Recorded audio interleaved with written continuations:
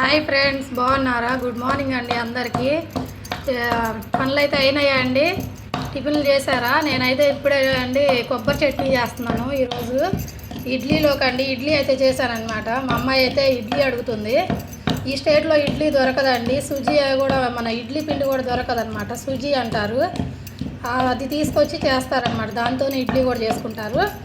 ఇంకా అట్లా ఉంటాయి అన్నమాట మన కష్టాలన్నమాట. అయితే అయిందని చెప్పేసి పిల్ల అడిగిందని తీసుకొచ్చి అయితే ఇడ్లీ అయితే చేసేసానండి. మార్నింగ్ లేవగానే ఇడ్లీ పెట్టేశాను. పిల్లలు లేవగానే టిఫిన్ అడిగిద్దని చెప్పేసి ఇప్పుడైతే కొబ్బరి చట్నీ చేస్తున్నాను అనమాట. మా అమ్మాయి నిన్నే అడిగింది, మమ్మీ ఇడ్లీ అను కొబ్బరి చట్నీ చేయమని. ఇడ్లీ కొబ్బరి చట్నీ కాంబినేషన్ అంటే మా అమ్మాయికి, మా హస్బెండ్కి చాలా ఇష్టం అనమాట.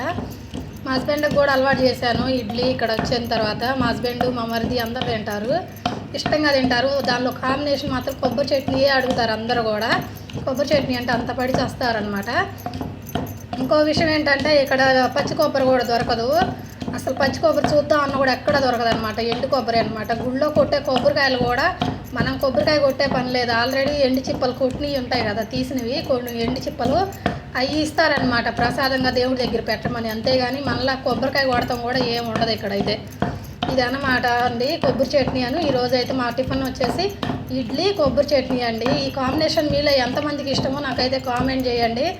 అలాగే ప్లీజ్ అండి మన ఛానల్ని సబ్స్క్రైబ్ చేసుకోండి. చాలామంది చూస్తున్నారు కానీ సబ్స్క్రైబ్ అయితే కొంచెం తగ్గిందండి.